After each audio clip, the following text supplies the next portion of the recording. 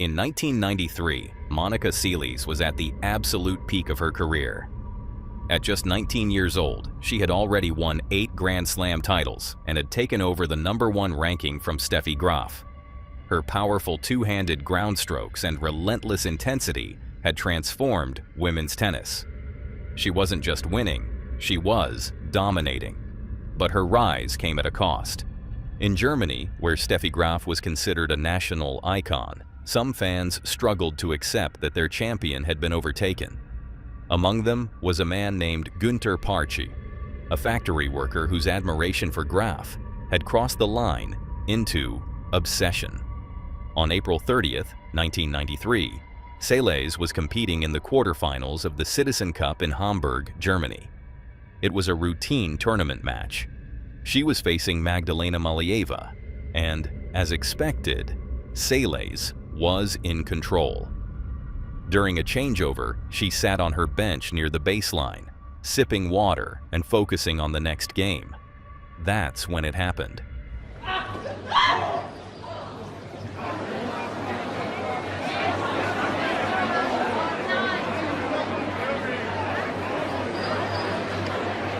Bitte sofort einen Arzt auf den Platz.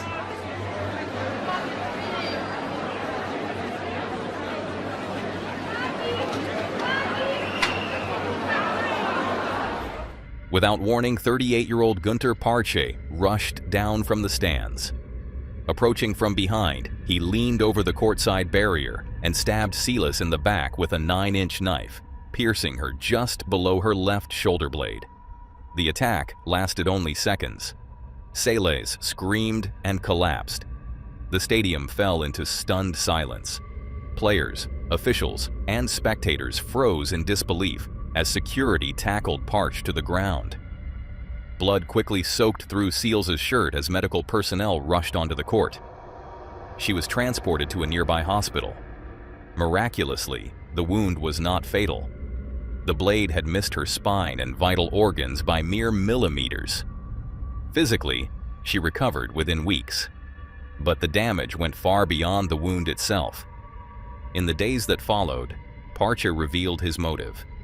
He claimed he did not hate Monica Seles. Instead, he said he acted out of obsessive devotion to Steffi Graf. In his distorted logic, removing Seles from competition would allow Graf to reclaim the #1 ranking. The German court found Parche guilty of causing grievous bodily harm.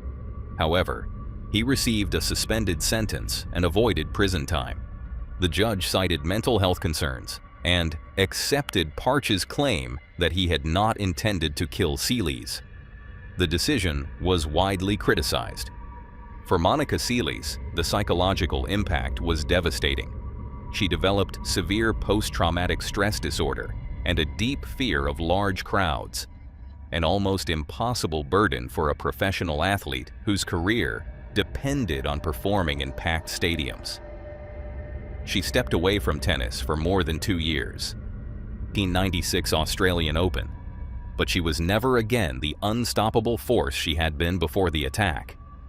What happened in Hamburg remains one of the most shocking moments in sports history, a reminder that even at the highest level of competition, vulnerability can appear without warning.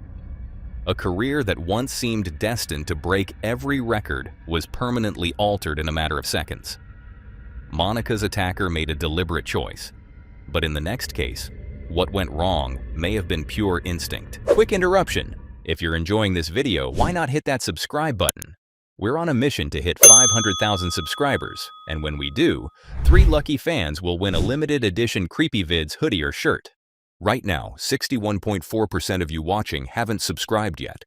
It's completely free, and your support helps us make even more awesome videos. So, don't miss out. Subscribe now, and let's get back to the video. No one knows exactly what triggered the bear. But in a split second, everything changed. This incident occurred during a live morning television broadcast in the 1980s. The exact country remains unclear, though many believe it was filmed somewhere in Eastern Europe. What is certain is that the footage survived, and it is difficult to watch. A martial artist appeared on set with his trained Asiatic black bear, a 7-foot animal named Asya. The bear was muzzled, declawed, and presented as tame. For the first few minutes, everything seemed controlled. The handler gestured, bowed, and issued commands. The bear responded. Then, a woman quietly moved into frame and sat down behind the animal. She appeared to be an audience member hoping for a closer look, perhaps even a photograph. At first, the bear didn't react. Then it turned. Without warning, Asya lunged toward the woman, knocking her backward off the seat and pinning her to the ground. The shift from calm to violence happened instantly. Handlers rushed forward, pulling at the bear's collar and striking it with open hands in an attempt to break its focus.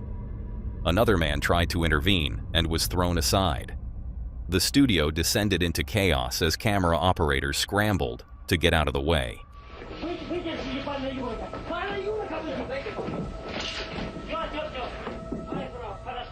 By the time the crew managed to restrain the bear, parts of the set had been damaged and the audience was in shock.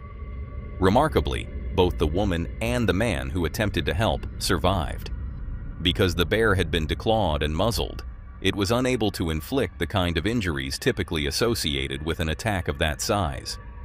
They reportedly suffered bruises and scrapes, but nothing life-threatening. Both of the bear's victims escaped with only minor injuries, but they probably won't be working more animal shows anytime soon. What happened to Asya afterward remains unclear. Some reports claim the bear was returned to captivity. Others suggest it was quietly euthanized following the incident. Regardless of the outcome, the broadcast left behind a lasting reminder. No amount of training can completely override the instincts of a wild animal. In the studio, everyone knew something had gone wrong. In this next footage, however, no one knows what happened at all. Why is this on the fucking TV? Keep watching. Pay attention. What the fuck was that?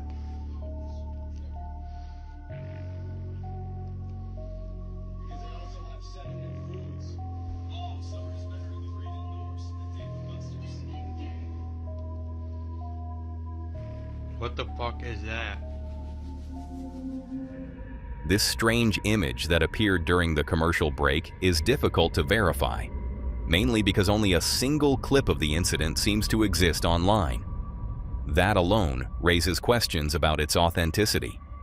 With no additional recordings, no archived broadcasts, and no confirmed reports from others who experienced the same interruption, it becomes harder to determine whether this was a genuine broadcast anomaly or something else entirely.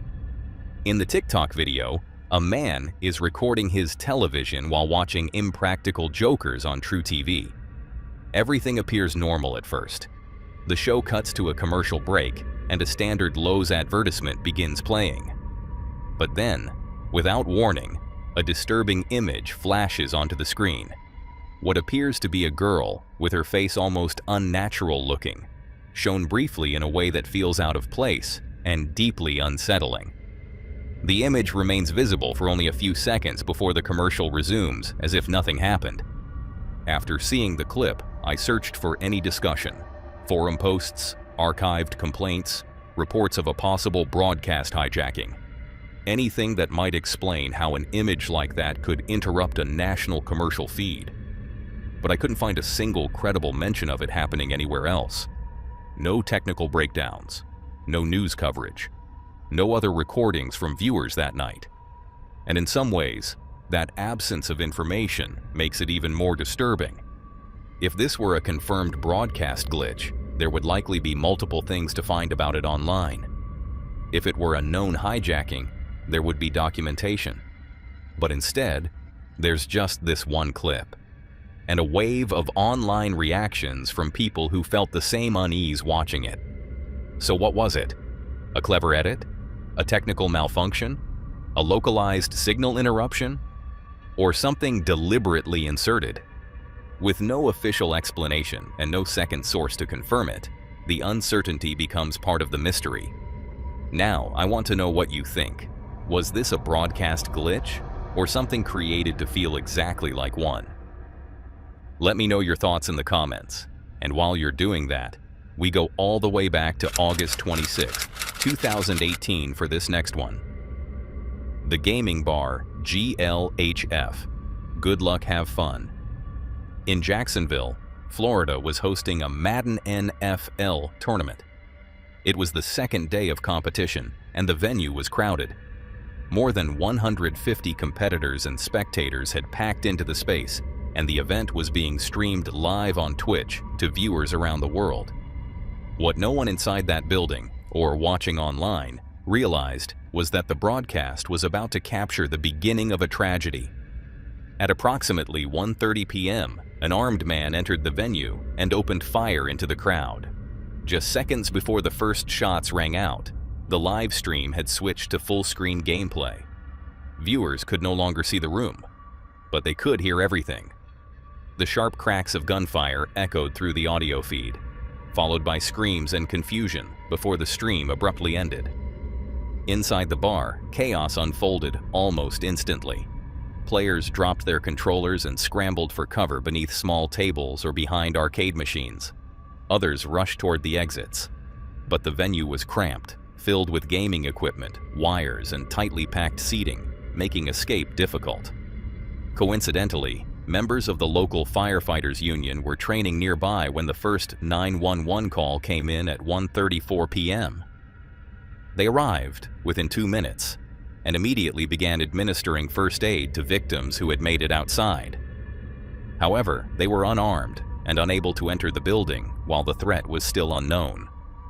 Police officers arrived shortly after and began clearing the venue room by room. By the time they located the shooter, he was no longer alive. Inside, officers found 3 deceased individuals. 2 were victims: 22-year-old Elijah Clayton and 27-year-old Taylor Robertson. The third was the gunman who had taken his own life. When investigators identified the attacker, the situation took on an even more disturbing dimension. The shooter was 24-year-old David Katz, a professional Madden player who had been competing in the same tournament just minutes before the attack. Katz had reportedly lost a match earlier that day and left the venue. Shortly afterward, he returned armed. As investigators looked deeper into his background, they uncovered a history marked by long-standing mental health struggles. Katz grew up in a highly educated household. His father, Richard Katz, was a NASA engineer, and his mother, Elizabeth Katz, worked as a toxicologist for the U.S. Food and Drug Administration. From a young age, David reportedly struggled with mental health challenges. His parents disagreed over how to address them, particularly regarding medication, and their conflict ultimately contributed to their divorce in 2007, when David was 14. After the divorce, custody was granted to his mother. According to later accounts, David became increasingly isolated. He missed extended periods of school and withdrew socially. Much of his time was spent alone in his room playing competitive video games, particularly Madden, which eventually became his professional focus. He was treated by mental health professionals and prescribed medication. Records indicate he was admitted to treatment facilities on more than one occasion. At 16, he wrote a letter to a judge requesting a change in custody, expressing deep frustration about his home life. The letter described tension, conflict, and emotional distress, though the full context of those claims has been widely debated.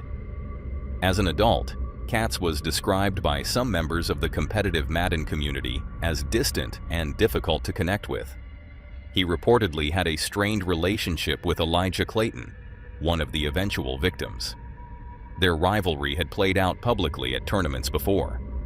On the day of the shooting, after losing a match, Katz left the venue and returned shortly afterward with 2 legally purchased firearms. Investigators later confirmed he had brought the weapons with him on the trip to Jacksonville, though whether the attack was planned in advance or was a sudden escalation remains unclear. What is known is that Elijah Clayton appeared to be his primary target. In footage from the live stream, Viewers could briefly see a laser sight pointed toward Clayton's chest moments before the first shots were fired. In addition to Clayton and Robertson, 10 others were injured in the attack. Fortunately, none of those injuries were fatal, and the surviving victims eventually recovered physically. The Jacksonville Madden tournament shooting remains one of the most shocking acts of violence to occur within the esports community. A moment when a competitive event broadcast to the world was transformed without warning into a scene of chaos and loss. And for many who heard those gunshots through their screens, it remains a reminder of how quickly something ordinary can turn irreversible. Competition can bring out the worst in people. Performance, on the other hand, carries its own terrifying risks. You could see the exact moment the atmosphere in the room changed. It was a live broadcast of America's Got Talent, and Canadian stunt performer Ryan Stock stood center stage with a long metal rod inserted down his throat. His fiancée and performance partner, Amber Lynn Walker, stood several feet away holding a crossbow. They had performed this stunt before. The concept was precise and calculated. Amber Lynn would fire a flaming arrow toward Ryan, and the arrow would strike the tip of the rod, creating a controlled spark effect. It was a high-risk illusion designed to impress judges and audiences alike. Except this time, something went wrong. As the arrow flew, it veered slightly off course. Instead of striking the metal rod cleanly, it hit Ryan directly in the throat. Is everything okay? Are you okay? He's okay! You sure? You're not on fire. Okay. Ryan immediately tore the rod from his mouth and staggered backward, clutching his neck. The studio audience gasped. Producers cut the camera feed almost instantly while host Nick Cannon stepped forward, visibly shaken, announcing they were heading to a commercial break. Ryan insisted he was okay. He remained standing, but viewers could see just how close the stunt had come to catastrophe.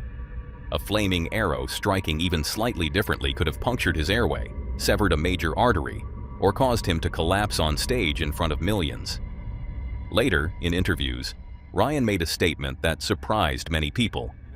As soon as the arrow hit, I had no idea if I was on fire, I had no idea if I was injured, but it's such a funny thing, you know? It was the worst thing that ever happened, and then it went viral on the internet, and it's turned into one of the best things that ever happened. He said that Amber Lynn firing that arrow and surviving the accident ended up being one of the best things that ever happened to him. The incident brought attention to their act and reshaped how audiences saw their work. Ryan later explained on social media and in interviews that the mishap had been caused by a mechanical failure. Either way, you're shooting a flaming crossbow at your significant other. You're going to be nervous. This is the first time it's gone wrong ever for us. So, in complete shock. Felt like a dream. According to him, a broken notch on the crossbow altered the arrow's trajectory at the last second. They had performed similar stunts dozens of times without incident. This was the one time something failed, and it happened live. They were eliminated from the competition soon after, but the clip continues to circulate in AGT compilations and remains one of the most tense and unforgettable moments in the show's history. And that takes us to this next moment, one of which can be said the very same about. Still confined inside the heavy wooden pillory, Bobby Davro was being guided toward the edge of the stage when he stumbled. It was meant to be the grand finale, a slapstick moment to close out a chaotic variety show pilot called Public Enemy No. 1. The setup was simple. Davro, one of Britain's most recognizable comedians at the time, would be locked into a medieval-style stock while fellow celebrities threw fruit at him. The audience would laugh, the credits would roll, and the segment would end. But it didn't end that way.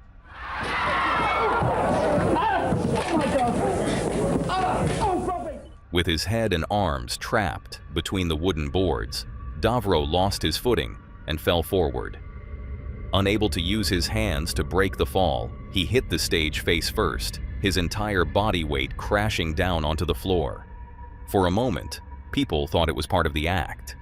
Then they realized it wasn't. Keith Chegwin, who was standing nearby, later described seeing Davro lying motionless with blood pooling near his face. Though he was conscious, he appeared disoriented and in shock. Paramedics were called immediately. Doctors later revealed just how close the fall had come to being fatal. The left side of Davro's face absorbed the full impact. His nose was broken, and the wooden frame had tipped with him, worsening the force of the fall. If he had landed even slightly differently, if his head had struck at a different angle, the result could have been catastrophic. An inch or two in the wrong direction could have caused severe skull fractures or instant death. Unsurprisingly, the footage never aired. The pilot was shelved, and the show was ultimately abandoned. To this day, the recording remains unseen by most of the public. But for those who were in the studio that night, it was a moment they never forgot, when comedy came within inches of turning into tragedy. And that takes us to the waters of the Bering Sea, which are among the most dangerous in the world. For the fishermen featured on Deadliest Catch, that danger is not exaggerated for television. It is part of their daily reality. When the Discovery Channel series premiered on April 12, 2005, it immediately stood apart from traditional reality television. Instead of staged drama, it followed real crab fishermen battling freezing temperatures, violent storms, and relentless physical labor during the Alaskan king crab and snow crab seasons. Commercial fishing is already considered one of the most hazardous professions in the United States, with a fatality rate historically exceeding 100 deaths per 100,000 workers. In Alaskan crab fishing, that number has been significantly higher, at times exceeding 300 deaths per 100,000 workers. Most fatalities result from drowning or hypothermia. Even for those who survive, injuries are common. Broken bones, crushed fingers, deep lacerations, and concussions are part of the job. Filming the series did not reduce that risk. Early camera crews had little experience working aboard crab vessels. They were accustomed to controlled environments, not 30-foot waves, freezing spray, and decks that never stop shifting underfoot. During the first season, Captain Sig Hansen of the vessel Northwestern prevented a serious tragedy. A cameraman had unknowingly stepped into the path of a swinging 900-pound crab pot, equipment that can crush anything in its way. Hansen shouted at the last second, pulling him clear before the pot slammed into the deck where he had been standing moments earlier. It was a reminder that on these boats, even a single misstep can be fatal. But the most devastating moment in the show's history came in 2010. On January 29th of that year, the crew of the Cornelia Marie was offloading crab at St. Paul Island while cameras were rolling. Captain Phil Harris, one of the series' most recognizable figures, mentioned feeling unusually tired. He went to his room to take medication. Moments later, he collapsed. Phil Harris had suffered a massive stroke. Second-year engineer Steve Ward found him conscious, but unable to move the left side of his body. Ward immediately alerted Phil's sons, Josh and Jake, who were also part of the crew, and emergency services were called. Harris was airlifted to Anchorage for treatment. Even in his condition, he reportedly insisted that the cameras continue filming. The footage that followed would become one of the most emotional arcs in the series. Doctors performed emergency surgery to relieve pressure on his brain. He spent 11 days in the intensive care unit with his sons at his bedside. On February 9, 2010, Captain Phil Harris died from complications related to the stroke. He was 53 years old. His death marked a turning point for the show. It was no longer just about dangerous waves and mechanical hazards. It was about the toll the profession takes, physically and emotionally, on the people who live it. For viewers, Phil Harris was more than a captain on a television show. He was a father, a mentor, and a reminder that in the Bering Sea, survival is never guaranteed. But that, unfortunately, isn't the only workplace where living another day isn't guaranteed. On the morning of May 18, 2023, at approximately 9 a.m., 30-year-old DeMonte Sherry went live on Facebook. This wasn't a stream meant for entertainment, views, or engagement. It was something far more personal. Trapped inside a burning building, DeMonte used his phone to speak directly to the people he loved, unsure if they would ever see him again. Earlier that morning, everything had seemed routine. DeMonte had arrived at his construction job on Liberty Road Drive in Charlotte, North Carolina, and was assigned to work on the 6th floor of a newly built apartment complex. After clocking in, he began his shift like any other day. But just before 9 a.m., conditions inside the building changed dramatically. Workers on the ground floor had begun applying spray foam insulation, a material created on site by combining two chemicals through a specialized machine.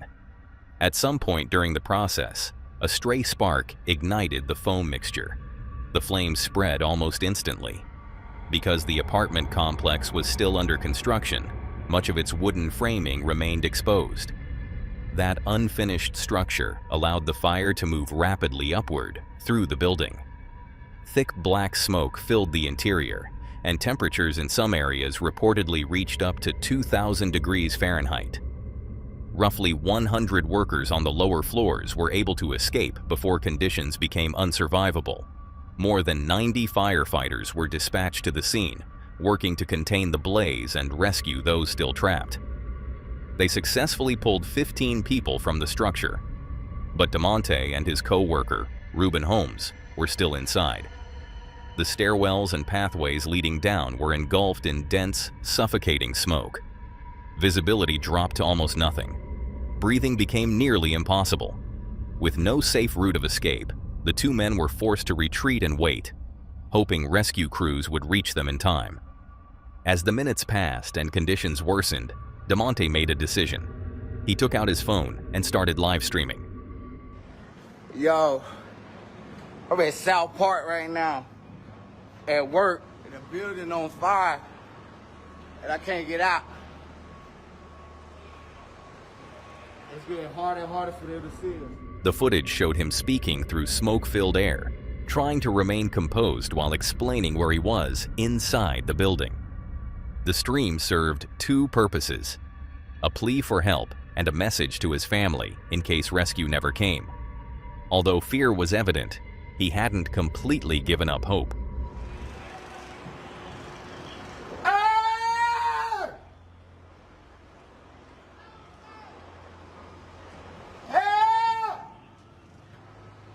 Somebody send help, we're at South Park. Help! He continued speaking to viewers, updating them on the smoke conditions and urging first responders to reach them. People watching the stream began calling authorities, desperately trying to relay information about his location. But the fire was too intense. Despite the efforts of dozens of firefighters, the blaze burned for hours. Eventually, the building's structural integrity failed. The partially completed complex collapsed. DeMonte Sherry and Reuben Holmes did not survive. In the months that followed, investigations examined the cause of the fire and whether safety protocols had been properly followed. Authorities later determined that contractors and developers had failed to comply with certain fire safety guidelines related to the insulation process.